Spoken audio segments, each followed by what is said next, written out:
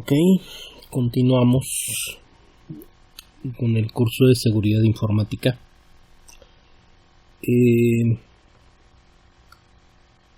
Habiendo revisado la criptografía antes de meternos al código, necesitamos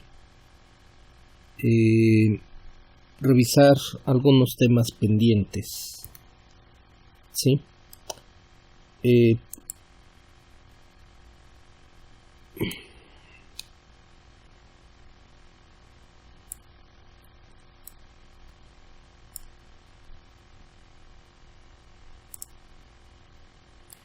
Comenzando con la forma en que se guardan las llaves. Las llaves asimétricas se guardan protegidas por password. ¿Sí? Se guardan, de hecho, en un criptograma. Hay un protocolo, ¿sí?, que se llama PBE, encriptación basada en password.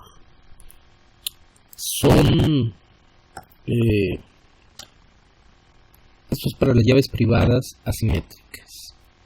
Bueno, todas las llaves privadas son asimétricas.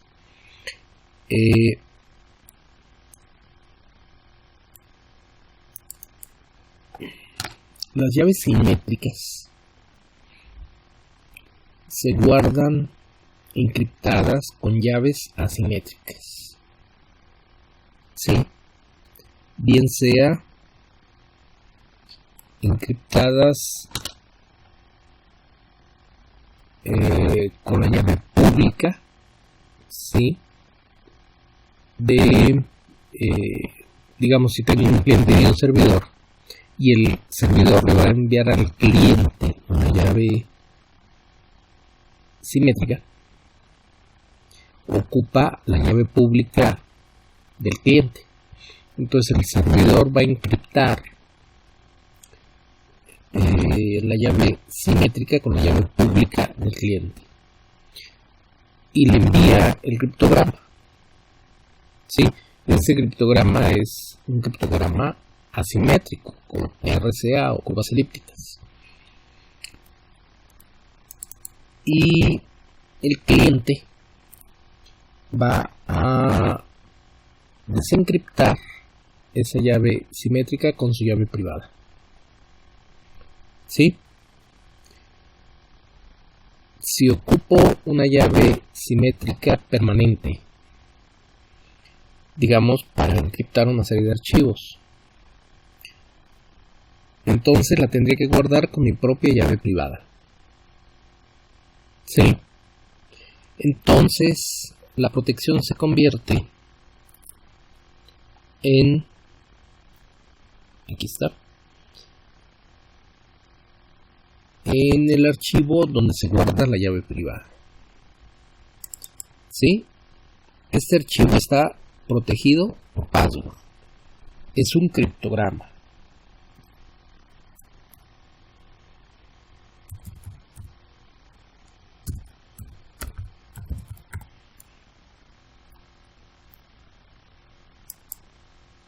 Ahí está.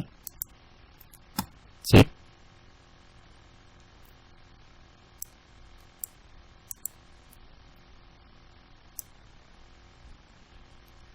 Y ahí está.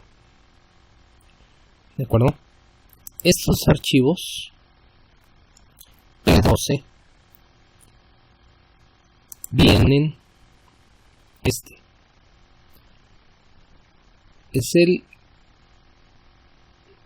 Es un protocolo para guardar llaves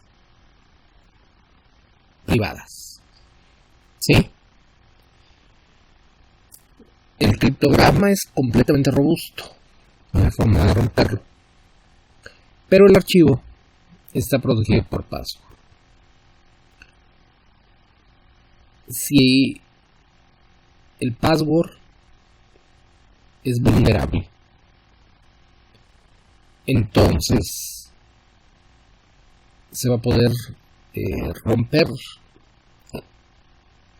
la seguridad de ese password y se va a tener acceso a la llave privada, y una vez teniendo acceso a la llave privada, pues ya, ¿sí? Toda la seguridad se viene abajo.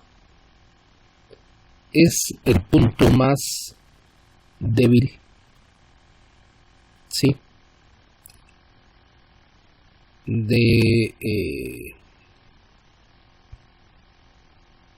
la cadena de seguridad. Sin embargo, PPE tiene dos defensas, ¿sí?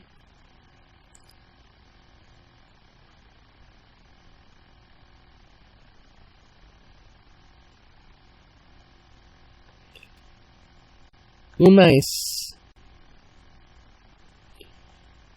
que cada vez que se equivoca un password, si se mete un password incorrecto, se va tardando más tiempo en procesar el password, ¿sí?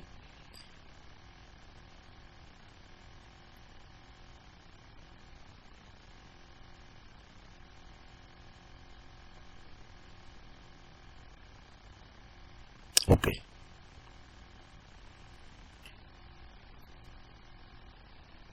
Pero de ahí en más, aunque tenga esa protección, sí, es un archivo y puedo atacarlo en distintos entornos, sí,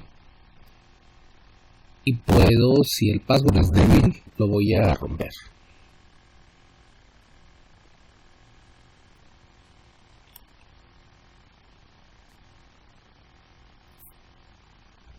Después de que veamos la parte de criptografía, que veamos los códigos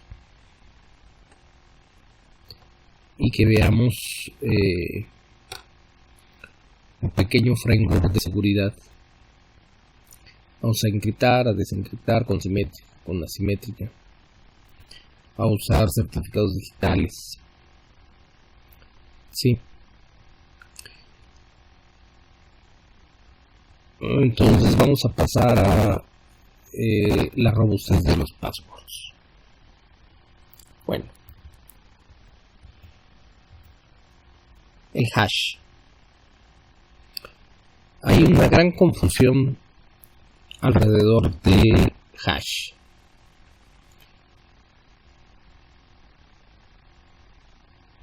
El hash fue originalmente concebido como una tecnología para la integridad. No fue pensado como una tecnología de criptografía. Entonces el objetivo era que las cosas no se pudieran modificar.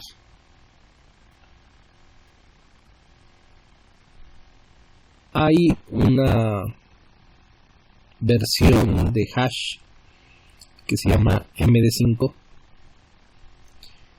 que realmente no ofrece ningún trabajo computacional romperlo. Es muy simple y sin embargo es muy usado, ¿sí? Los ataques siempre van a buscar el punto más débil. El hash que más se utiliza es el SHA, que es un acrónimo de algoritmos de hash seguro.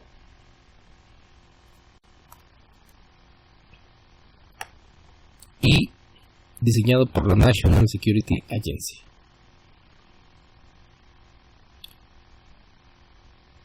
¿Cómo se hacen los ataques? Normalmente tienen varias fases. El primer punto es que los usuarios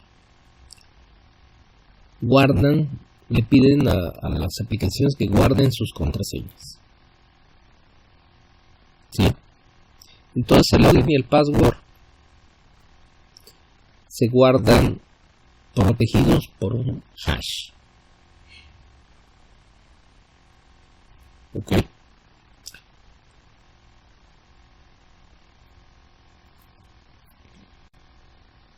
Los sistemas operativos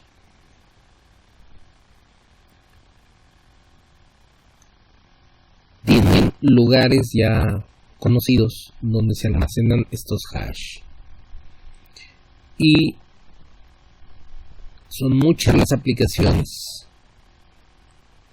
que acceden a estos lugares. ¿Por qué? Porque los usuarios acostumbran, ¿sí?, pedirle a la aplicación que recuerde la contraseña, y esta se guarda junto con el login en un hash. Entonces el primer paso de un ataque es, con alguna aplicación, con algún troyano, ¿sí?, acceder al directorio donde están los hashes y copiarlos. Entonces hay una vulneración de la seguridad al apropiarse de los hashes. Luego, una vez teniendo los hashes, pues hay que romperlos. ¿Sí?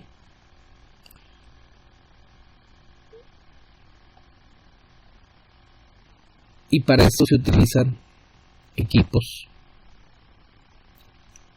con GPUs. ¿Sí? GPUs que tienen muchos núcleos. ¿Sí? Estamos hablando de GPUs que tienen hasta 2500 núcleos. Entonces, mediante cómputo paralelo,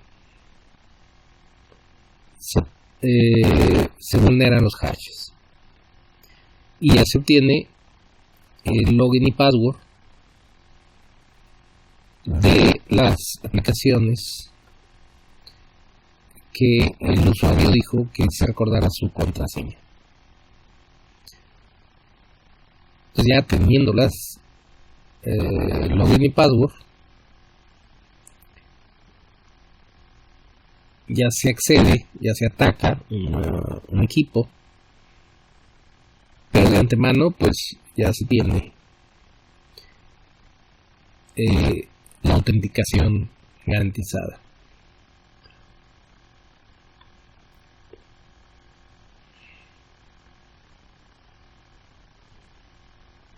Entonces, más o menos es el camino que siguen los ataques. Sí, claro, hay otros tipos de ataques, pero básicamente es el camino. El SHA tiene 3 versiones: SHA-1, SHA-2 y SHA-3. SHA-1 y SHA-2 fueron realizados por la National Security Agency. SHA-3 fue realizado independientemente de la National Security Agency. SHA-1 es de 160 bits. Está descontinuado. Es una tecnología pobre en términos de su seguridad. Y no debería seguirse usando después de 2010, y sin embargo todavía hay muchas aplicaciones que utilizan el SHA-1. El SHA-2 tiene 2 tamaños, de 256 y de 512.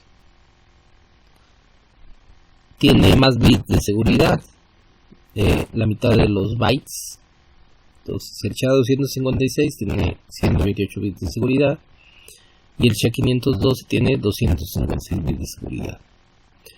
Pero por la arquitectura con la que están programados el SHA-1 y el SHA-2,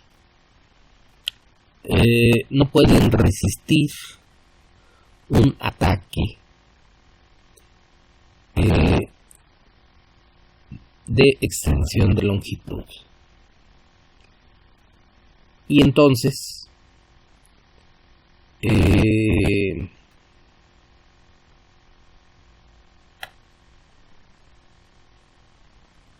se puede, sin haber vulnerado, sin conocer el login y password que está dentro de un SHA, de un SHA-2, ok, 256.512. Sin embargo, hay forma de penetrar un equipo, ¿sí? Porque se hace un SHA o se vulnera, ¿sí? Un SHA derivado del SHA, ¿sí? Sin haber roto el SHA original, ¿sí? Y como viene de una fuente fidedigna, ¿sí? Que es el SHA original, entonces ahí hay una brecha para una serie de ataques. Y está en la estructura del SHA-2, en la estructura del SHA en general de la National Security Agency, esta vulnerabilidad. Entonces el SHA-3, que no es de la autoridad de la NSA ni reconocido por la NSA, y que entonces no es un estándar, ¿de acuerdo? Y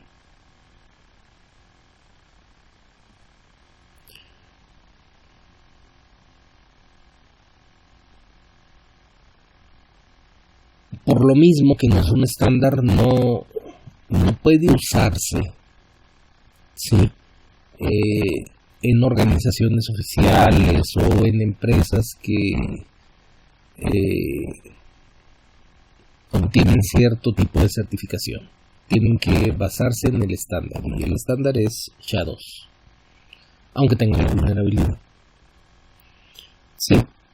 Entonces el SHA-3 se fue diseñado, ¿sí? Para que fuera protegido contra esta vulnerabilidad, y sin embargo no es el estándar y es poco usado, ¿sí? Y luego los certificados digitales. Un certificado digital da una garantía sobre una llave pública. O sea, hay una entidad certificadora que dice que esta llave pública es de fulanita de tal persona. Esta entidad certificadora es fundamental.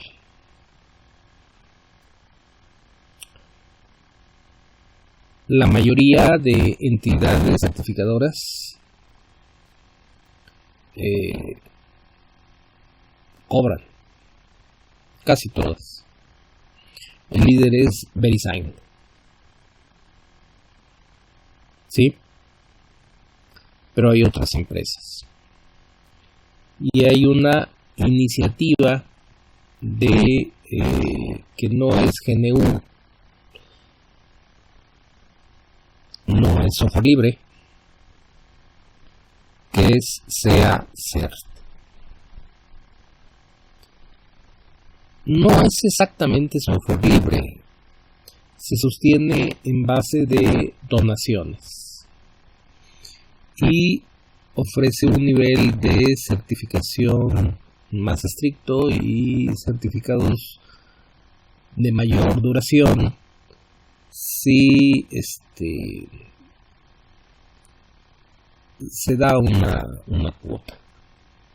Estas cuotas definitivamente son un porcentaje pequeño de lo que cuesta otra entidad certificadora. ¿Sí?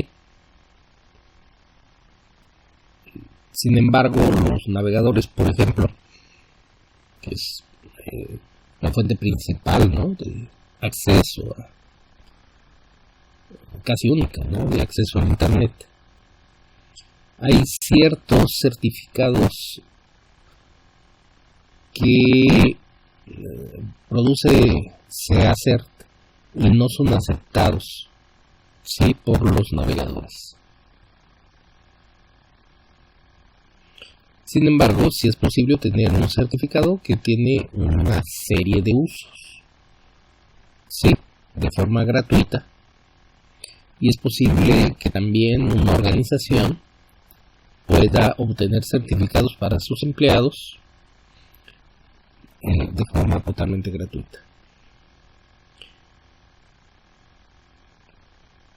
Entonces, esta organización, que insisto, se financia en base a donaciones. Es para fines prácticos la opción económica para poder acceder a certificados digitales o gratuita. Bueno,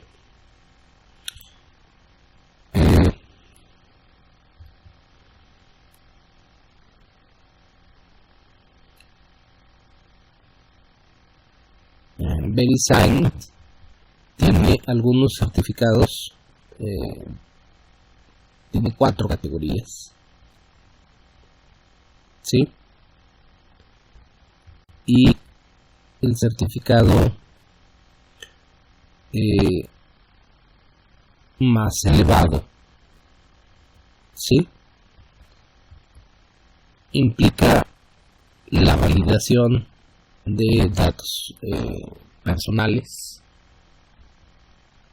e incluso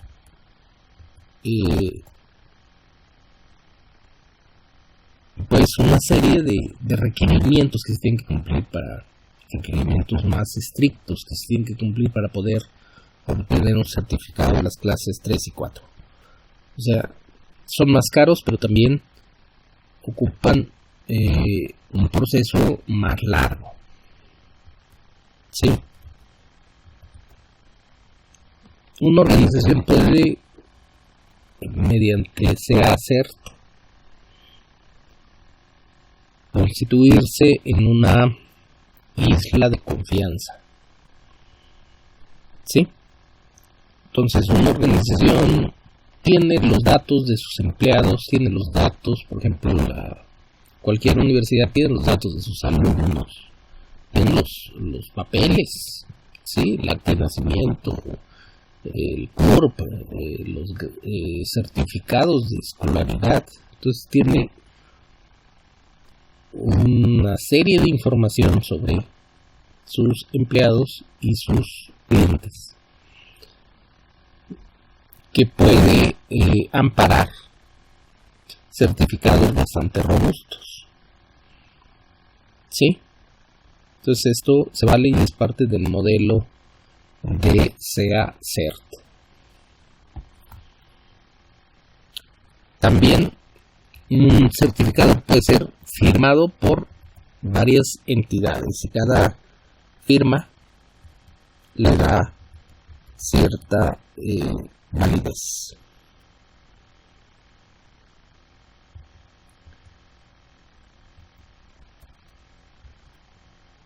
Y cualquier entidad certificadora mantiene una lista de revocación completamente actualizada, una lista negra, ¿sí?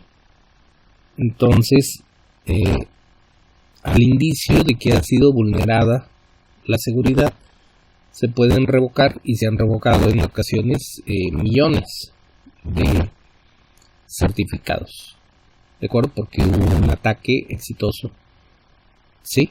Y entonces se vulneró la seguridad y de inmediato se revocan los certificados, ¿sí? ok. Eran como que 3 cosas sueltas.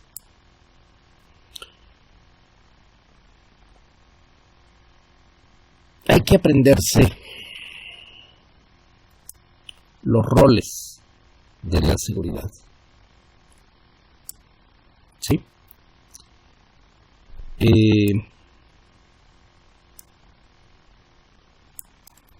Vienen, o sea, son usados muy ampliamente. Los usan las aplicaciones. Se asume que las personas que están en el medio conocen estos roles. Los 4 primeros son usuarios válidos, que están teniendo una sesión segura.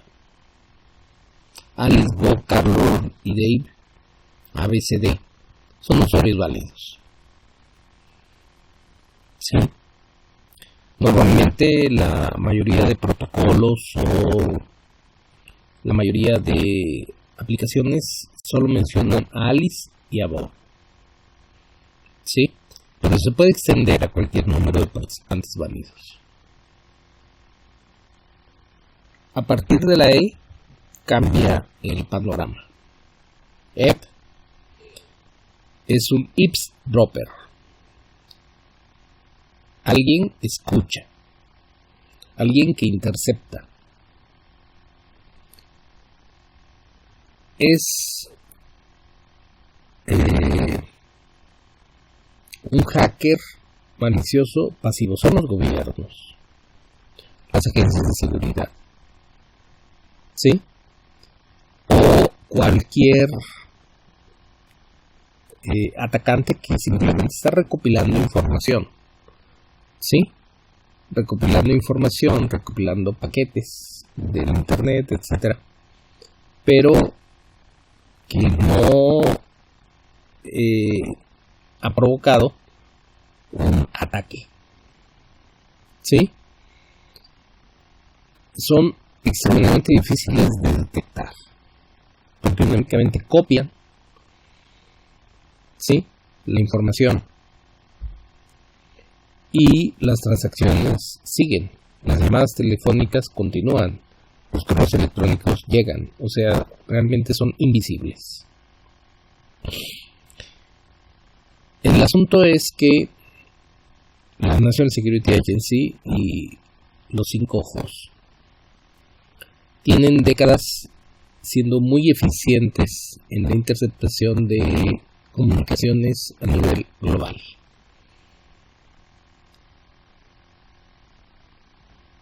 Pero en la actualidad, los gobiernos, en la actualidad desde hace 20 años, los gobiernos adquieren equipo para hacer este rol de interceptación. Es ilegal, pero sin embargo se hace.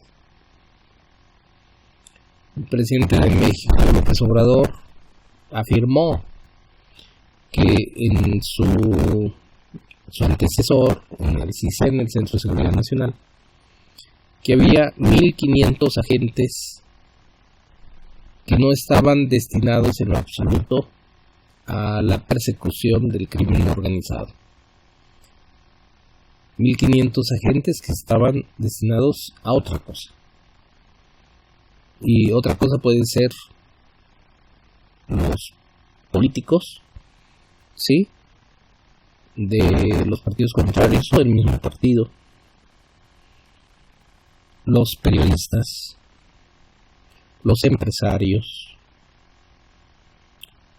los líderes de distintos movimientos, en fin, cualquiera que alguien decida que es un objetivo de estos organismos de seguridad. Y estos equipos se venden, son caros, sin duda alguna, cientos de miles de dólares, y muchos son de fabricación israelita. Hay un par de ferias en Israel donde solo asisten gobiernos o ejércitos. Eso es por invitación. Y con grandes chequeras, ¿verdad? Compran equipo de este tipo. ¿Sí?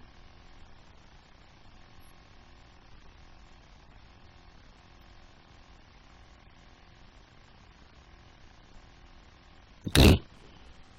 Luego viene Mallory o Trudy. Trudy viene de intruder. Estos son los hackers maliciosos activos. Estos pegan.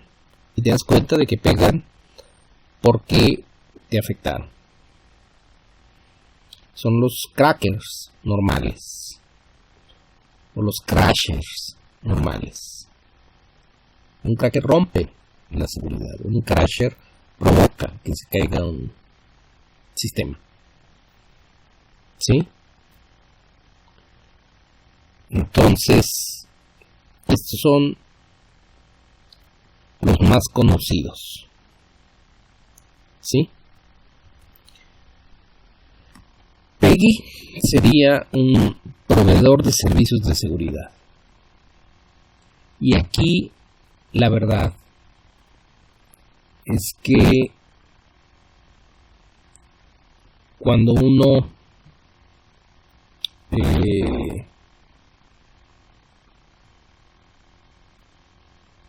observa, ¿sí?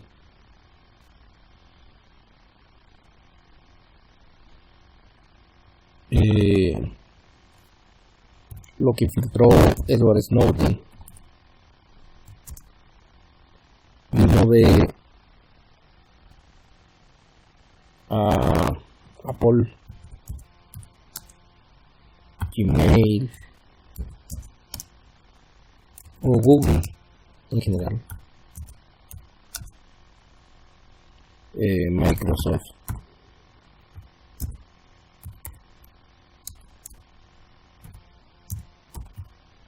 y muchos más. Vamos a las imágenes como esta, el Prism, ¿sí? Y uno ve el logotipo de Gmail, de Facebook, de Hotmail, de Yahoo, de Google, de Apple, de Skype, de American Online, de Mail, de YouTube, de Paltalk, como colaboradores de la National Security Agency en documentos top secret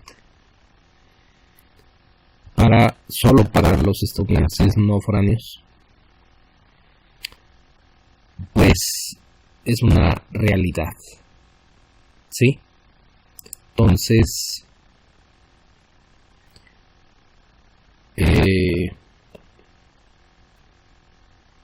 estos documentos, ¿sí? Fueron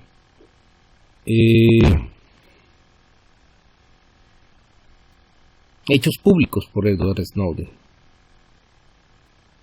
que actualmente está en Rusia, tiene años en Rusia, y eran documentos de sumamente clasificados, ¿sí? Se ocupaba un nivel de seguridad muy alto para acceder a estos documentos. Y entonces, pues, ¿qué le daban a la National Security Agency? Los correos, los chats, los voz en llamadas, videos, fotos, datos almacenados, voz sobre IP, transferencias de archivo, videoconferencias, logins, sí, y peticiones especiales. O sea, cuando uno ve el programa Prism, sí, uno se cuestiona, se debe cuestionar de quién es tu proveedor de servicios de seguridad. Una gran empresa con mucha tecnología, código propietario que nadie puede revisar. Suena mal para ser un proveedor de servicios de seguridad. Por el contrario, y aquí el acceso al código es fundamental. ¿Sí? Las librerías de seguridad hacker de código abierto, que realmente son observadas con lupa, ¿sí? Por muchos profesionales de la seguridad que dominan el tema y que revisan cada actualización, ¿sí? Entonces, mejor un código abierto que un gran corporativo, ¿sí? Porque el código abierto, validado por la comunidad, no va a tener puertas traseras, ni va a ser usado por los proveedores de los servicios para dárselo a las agencias de seguridad. Nosotros vamos a trabajar con Bones y Castle.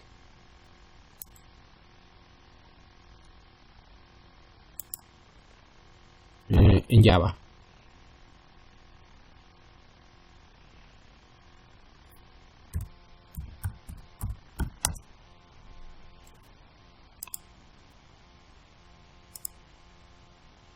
La Legión de Bones y Castle soporta una librería de criptografía para C# y para Java, ¿sí? Y son muy usados, ¿sí? Realmente muy usados. Tienen ya 20 años este conjunto de hackers, ¿sí? Y son usados por las grandes corporaciones, ¿sí? Porque se les tiene más confianza, ¿sí? Se les tiene más confianza a los que las grandes fábricas de software, los grandes proveedores, los titanes de la industria, pero que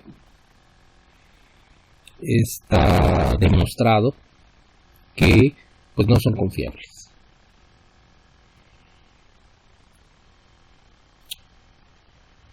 Luego tenemos a Trend. Aquí estamos hablando de los certificados digitales. El líder es VeriSign, lo comentábamos. CACERT.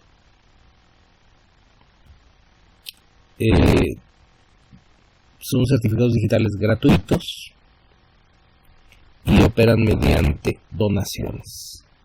Y una organización puede, bajo el modelo de CACERT, tener una shooter que garantiza una red de confianza. Entonces es un empleado de una organización reconocido por CACERT, ¿sí? y que te permite trabajar con certificados digitales de un nivel de seguridad bueno, sin pagar las cantidades que cobran otros proveedores. Obviamente esto solo funciona en las organizaciones. En el mundo de la Deep Web, la confianza no se maneja por certificados digitales. Sí, se maneja por creerle a la persona en base a una relación de tiempo. ¿Sí? Luego tenemos los verificadores. ¿Sí? Servicios que revisan los distintos certificados de todos los proveedores, ¿verdad? Y que checan las distintas partes de la no repudiación. Entonces, son proveedores que garantizan, ¿sí?, que el entorno de una transacción fue completamente limpio. Y luego, pues también hay consecuencias, porque en ocasiones, por lo que sea, se aborta una transacción o no es exitosa una transacción económica, digamos con una tarjeta de crédito, y los verificadores, entre que son peras o son manzanas, le piden al banco que bloquee la cuenta. ¿Sí? Y a lo mejor fue un error por parte de un usuario que no supo seguir la secuencia de pasos.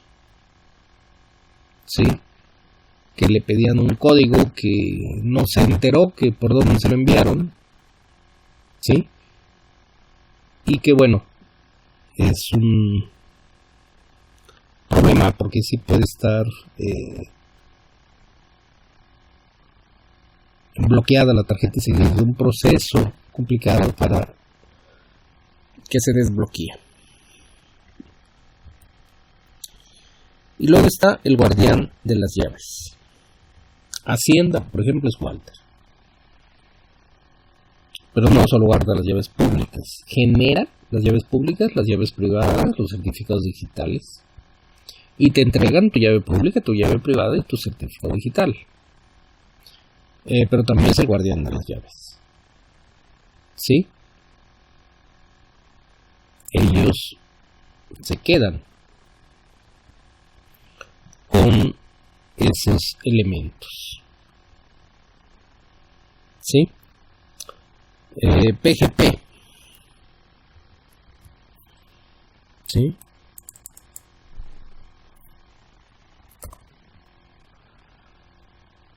Es un directorio global de llaves públicas.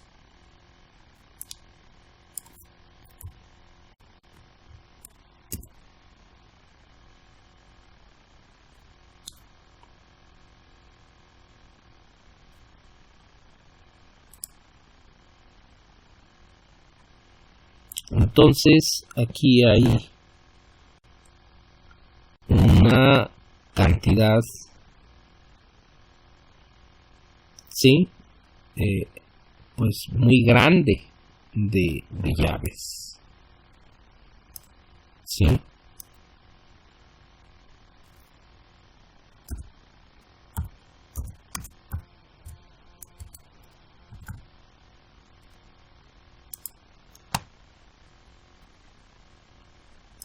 Antes era de la comunidad, pero bueno, ya lo compró Symantec,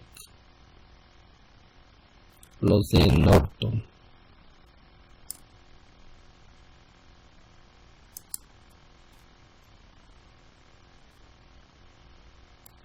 Un servidor de llaves. ¿Sí?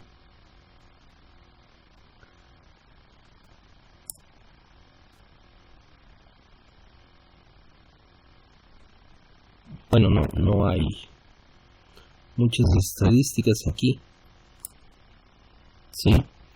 Pero son millones, ¿sí?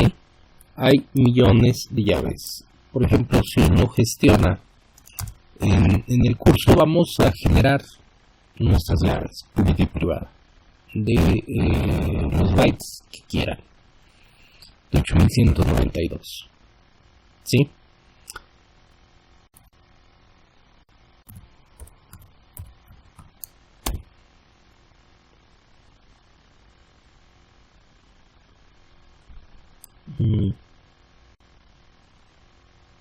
No, ya no se ve las estadísticas, el número de cuentas que tiene PGP, pero son millones, hay muchos millones de cuentas. Entonces uno puede subir su llave pública y su certificado digital, que tiene una vigencia de 2 años, ¿sí?, al directorio global.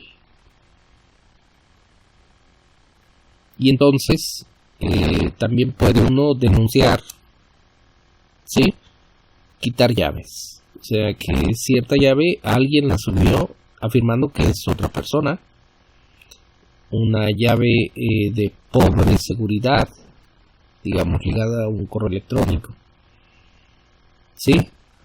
Entonces también puedes quitar llaves y puedes cargar llaves y buscar llaves. Entonces aquí buscas personas, correos electrónicos o identificadores de llave y encuentras las llaves de personas y sus certificados. Entonces, si es un certificado de nivel aceptable de seguridad, pues ya está, ya tienes la llave de alguien con quien te quieres comunicar.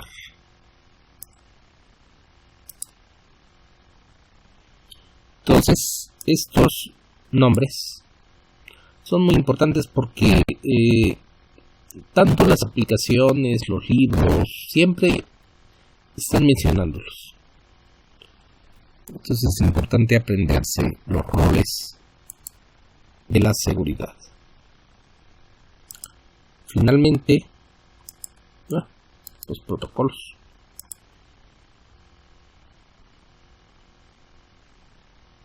Un protocolo me da un camino para hacer algo. El libro de Daltawit, La seguridad de la información, en los capítulos 3 y 4, ¿sí?, tiene una cantidad muy grande de protocolos. Y es importante seguir los protocolos, porque muchos de los ataques son exitosos porque no se sigue el protocolo, ¿sí? Lo que más se utiliza es la confidencialidad, la encriptación y desencriptación, ¿sí? Y esto es muy sencillo. Alice cifra un mensaje, un texto plano, una fotografía, lo que sea, usando AES con una llave, que es una llave AES, por supuesto, sí, y el algoritmo AES, y produjo un criptograma. Le envía el criptograma a Bob. Bob descifra el criptograma con el algoritmo AES y la llave, la misma llave que comparte con Alice, sí, y obtiene el mensaje. Y es bastante seguro. Prácticamente todos los criptogramas que se mueven en internet son simétricos con AES, ¿sí? Las llaves AES se guardan encriptadas con llaves privadas asimétricas o con llaves públicas asimétricas. Si yo voy a enviar una llave, la encripto con una llave pública de la persona a la cual se le voy a enviar. Entonces solamente esa persona en todo el planeta es quien puede desencriptarlo. Y si quiero una llave para encriptar archivos, entonces la tengo que guardar, y entonces la guardo con mi llave privada y protegidas por password. Esto es lo que se usa prácticamente siempre. Y hay otro protocolo, ¿sí?, que garantiza confidencialidad, autenticación e integridad, usando RSA o curvas elípticas y hash, que aquí debería ser un SHA-3, que es el que no tiene es resistente a los ataques de longitud extendida. Entonces, este protocolo se usa cuando mando llaves de un lugar a otro. Me da confidencialidad, o sea, criptografía, autenticación, sé de dónde viene, e integridad. No se puede modificar. Garantizo la fuente y viaja totalmente encriptado. ¿Sí? Entonces, es un protocolo. Este protocolo es el que se usa. O sea, las aplicaciones usan este protocolo prácticamente siempre. ¿Sí? Es lo que se hace al inicio de una sesión criptográfica. ¿Sí? Para esto, previamente, Alice y Bob deben tener y confiar en la llave pública del otro.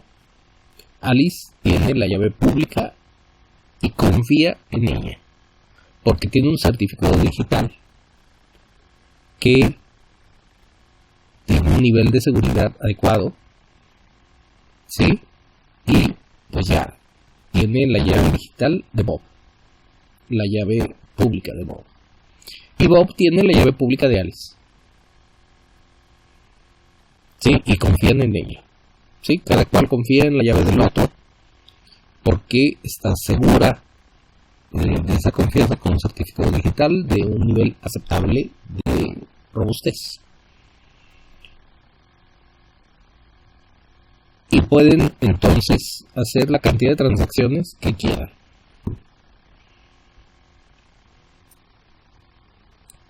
Entonces, ¿cuál es el mensaje? El mensaje prácticamente siempre va a ser una llave simétrica.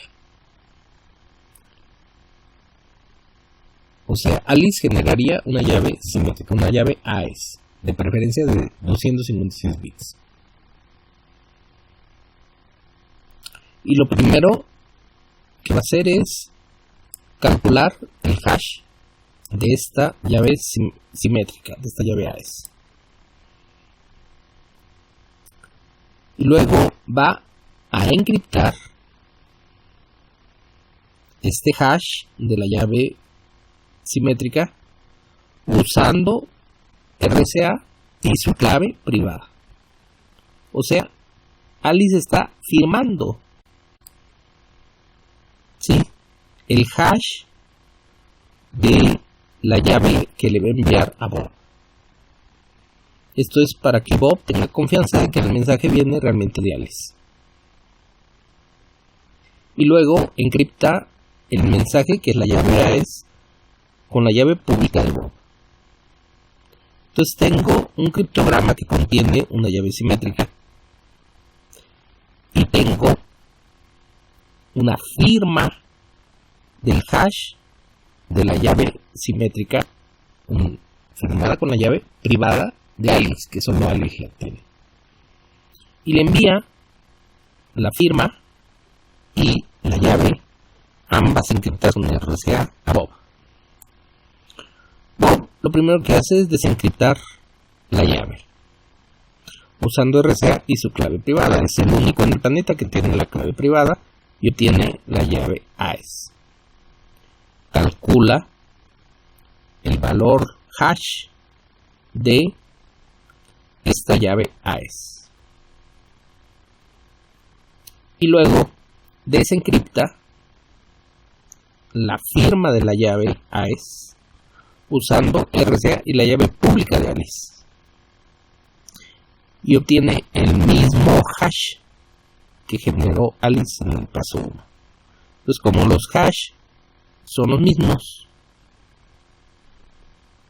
entonces Bob sabe que la llave proviene de Alice y de nadie más.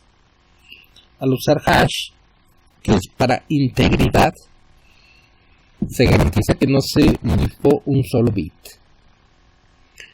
Y con un RSA de buen tamaño y un AES de buen tamaño, pues ya tengo una encriptación absolutamente robusta.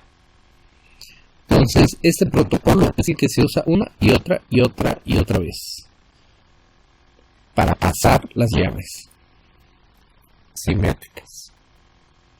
Las llaves asimétricas no son desechables. Mientras no sean vulneradas, una llave asimétrica puede durar décadas.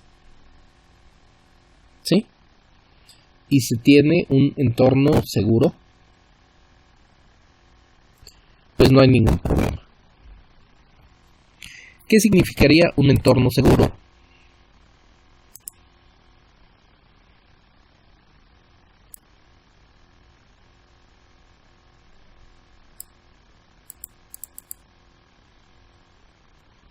Bueno, depende de si se quiere seguridad o se quiere ser anónimo.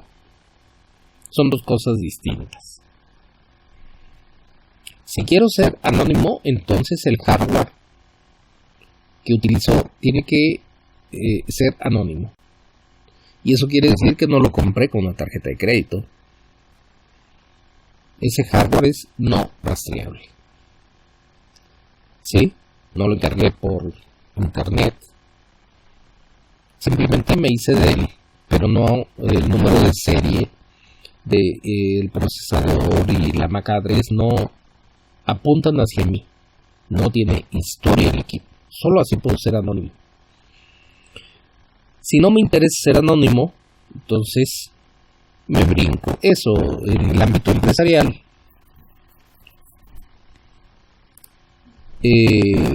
Los usuarios no les interesa ser anónimos. O normalmente no les interesa. ¿Sí? Entonces podría empezar en el paso 2. Gazing, tengo que usar un sistema operativo seguro. Y un sistema operativo seguro no es un Android. No es un Ubuntu. No es un MacOS. Por supuesto, no es un Windows. Un sistema operativo seguro son distribuciones de Linux que los hackers dicen que son seguras.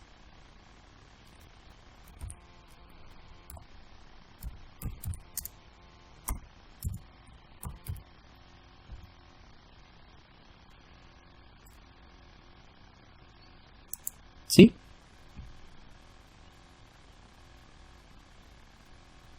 Bueno, lo dice Ubuntu, entonces no es una fuente muy confiable, ¿verdad? ¿Sí? TechMint, bueno. ¿Sí? Y entonces, pues hay distintas distribuciones, ¿sí?, que los hackers utilizan o que los hackers recomiendan. Esta es interesante porque esta cada vez que arranca en cero. ¿Sí? No hay ninguna memoria de lo que guarda. ¿Sí? En fin, las distribuciones seguras, el Kali Linux tal vez es la más conocida, ¿sí?, son las que los hackers dicen que son las distribuciones seguras. Entonces, no hay más para dónde hacerse. ¿Sí? No hay más para dónde hacerse. Se revisan 3, 4, 5 lugares. ¿De acuerdo? ¿Sí? Y se escoge un sistema operativo seguro. Luego, lo siguiente es usar passwords seguros que sean a prueba de ataques. Eso lo vamos a ver después de ver el Java, la criptografía y la seguridad de Java. Luego, pues ya tengo una llave pública y un certificado asociado que puede ser gratuito de CACERT. Y hay gratuitos que los consigues en un par de días y hay gratuitos que los consigues en 10 días y que tienes que dar mucha más evidencia para poder tener tu certificado. Y luego, pues usar solo aplicaciones seguras. Porque con cualquier aplicación que tenga un troyano dentro, bueno, pues ya se rompió la seguridad. Entonces, con estas 4 cosas, si no se quiere el anonimato, o con estas 5 cosas, si se requiere el anonimato, realmente es imposible rastrear. ¿Sí? Pero tiene que ser un proceso. ¿Sí? Repasemos el protocolo. ¿Sí? Y terminamos. Pensemos.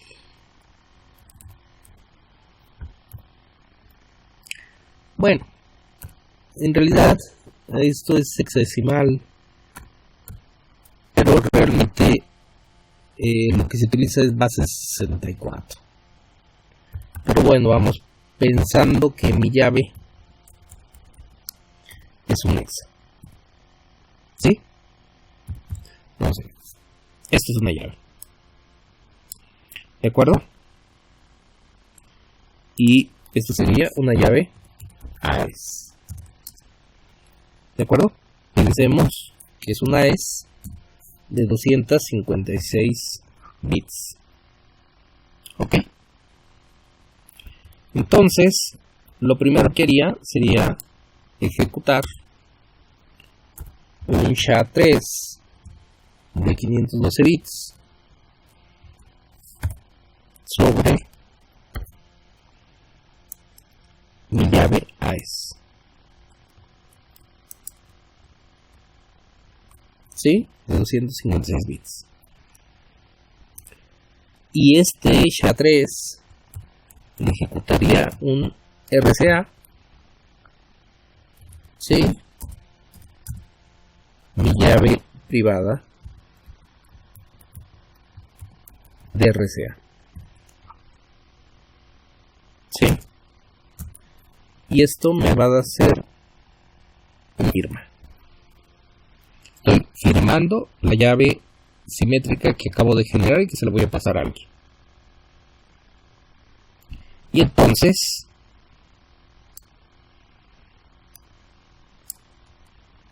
luego hago un RCA sobre el AES y la llave pública de otra persona, de otro, que es una llave pública de RCA. ¿Sí? Y esto me genera un criptograma. ¿Ok? Esto sería lo que haría Alice. Y ya le manda por FTP, por correo, como sea, por WhatsApp, ¿verdad? Ambas cosas a Bob. ¿Y Bob qué va a hacer?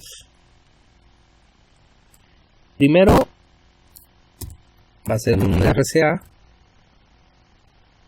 con C y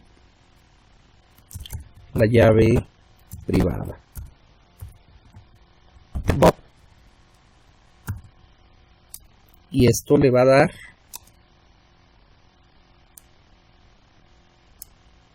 una llave AES. ¿Sí?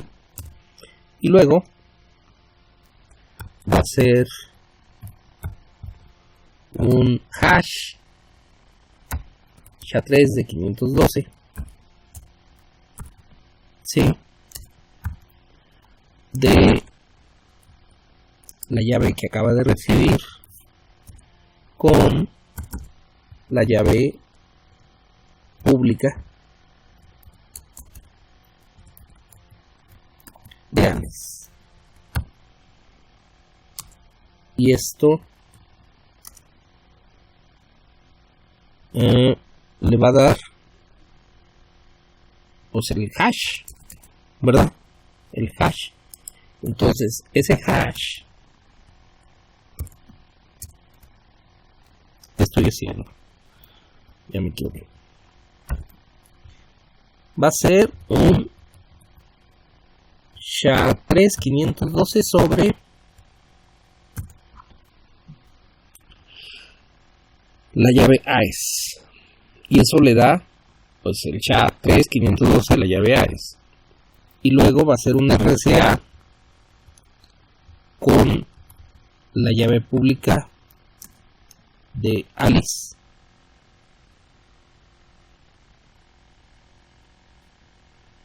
Ok. No. ¿Sí? A ver, ya desencripté. Ya obtuve el hash. Hasta ahí voy. Tengo que desencriptar ese con la llave pública de ALICE. Y esto tiene que ser igual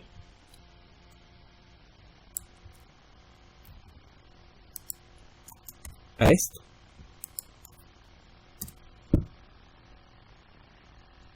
¿De acuerdo? Y aquí le pongo de Bob. Y por supuesto que es una llave RSA.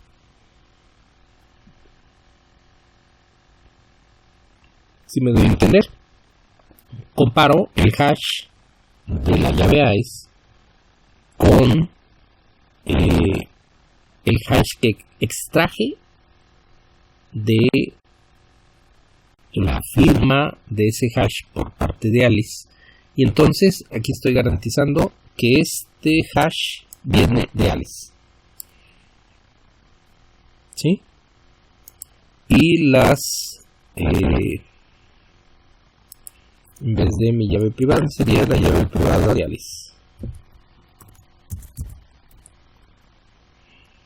¿Sí? Y la llave pública de Bob, y Bob su llave privada y la llave pública de ALICE. ¿Ok? Entonces ahí se está garantizando que la llave viajó íntegra, que solo la conocen ALICE y Bob.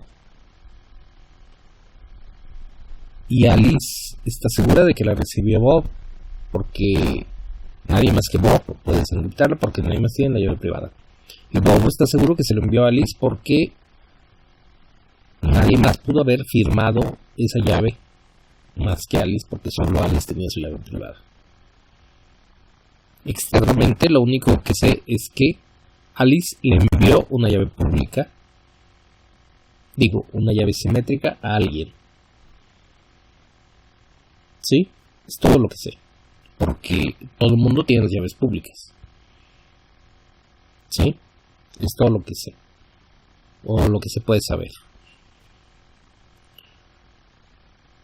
Ok, Entonces, este protocolo es el pan de todos los días. ¿Sí? Es el pan de todos los días de todas las aplicaciones. ¿Ok? Entonces, hay que sabérselo, porque es el protocolo más usado para transmisión de llaves simétricas. ¿Sí? Y el otro protocolo pues es muy sencillo: encripto, desencripto, encripto, desencripto. Al final creo que tenemos la misma llave. ¿Ok? Bueno, con eso concluiríamos esta sesión. Sí, la cuarta de nuestro curso de seguridad informática. Bueno, agradezco su atención.